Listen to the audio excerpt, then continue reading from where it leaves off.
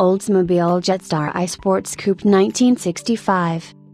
The Jetstar I, like all other full-size Oldsmobiles, was completely restyled for 1965 with body lines receiving a more rounded rendition of the 64 squared off roofline again shared with Starfire. Other 88 Series two-door coupes got semi-fastback rooflines. Also new for 1965 was the engine and automatic transmission. Replacing the 394 cubic inch rocket V8 was the new 425 cubic inch engine, with the top-of-the-line Starfire version having a 4-barrel carburetor, dual exhaust, and a 10.5:1 compression ratio, and was rated at 370 horsepower, 280 kilowatts, the most powerful Olds engine in 1965. The 425, which shared many components with the smaller 330 cubic inch V8 introduced for Olds intermediate-sized Cutlass the previous year, was lighter in weight than the previous 394 despite the increase in displacement, and included bigger valves and improved cooling capabilities. Also new was the 3-speed turbo-hydramatic transmission, which was considered a vast improvement over the previous 3-speed roto-hydramatic, whose basic design dated back to the original Hydramatic introduced in 1940.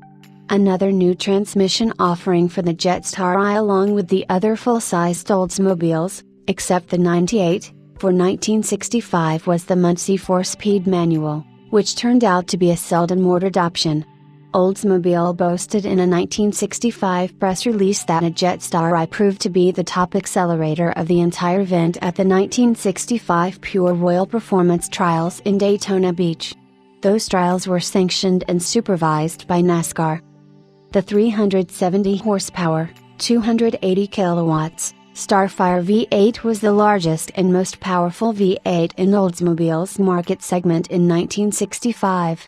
Buick could only muster 360 horsepower, 270 kilowatts, from its largest V8, similar in cubic inches to the Olds engine, but of a much older design. Even with dual 4-barrel carburetors, Chrysler topped out at 413 cubic inches and 360 horsepower, 270 kilowatts, and Mercury made do with a 390 cubic inch V8 of as much as 330 horsepower, 250 kilowatts, excepting the very few Merc buyers willing to shell out an astronomical cost of $700 for an exotic 427 cubic inch V8 with dual 4-barrel carbs and 425 horsepower, 317 kilowatts, which was not really designed for everyday driving and not available with some of the most popular options in this price class such as automatic transmission and air conditioning.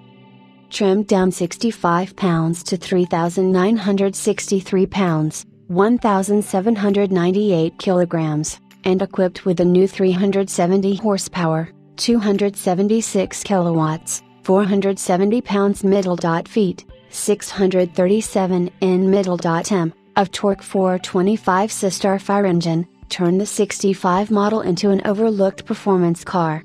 The equivalent power was only available in a Grand Prix or other full-size Pontiac via the top-of-the-line 376 horsepower, 276 kilowatts, 421 tri-power engine, an expensive $375.77 option. Although the Jetstar I was priced similar to the Grand Prix, unless one bought the basic model, there was little incentive for an Oldsmobile buyer to purchase one over the Starfire. Adding power steering, $107, power brakes, $43, and automatic transmission, $242.10, all standard on the Starfire, brought the Jetstar I's $3,602 base price within $150 of the $4,148 Starfire, without its genuine leather interior and distinctive exterior trim. On the other hand, the performance-minded could elect for the comparatively plain Jetstar I and its faux air extractors behind the front wheels. Often confused with its lesser brethren, the low-priced Jetstar 88 series, the Jetstar I concluded its 2-year run with only 6,552 sold in 1965. The introduction of the mid-sized muscle cars, including the 389 V8-powered Pontiac GTO and similar Oldsmobile 442, which started with a 330 cubic inch V8 in 1964, but switched to a larger 400-inch engine in 1965, and with the specter of the front-drive Toronado to become the new flagship over the Starfire looming big in Oldsmobile's future, were all too much to overcome. The Jetstar Ri's direct replacement for the 1966 model year was a lower-priced Starfire hardtop coupe, convertible dropped for this year, with a base price in the same range as the Jetstar Ri. Leather interior was replaced by Moroccan vinyl and several $100s worth of formerly standard equipment became optional, including turbo-hydramatic transmission, power steering and power brakes.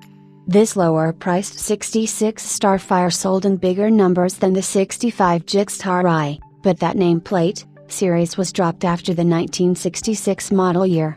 It would return in 1975 on a badge-engineered subcompact Chevrolet Monza.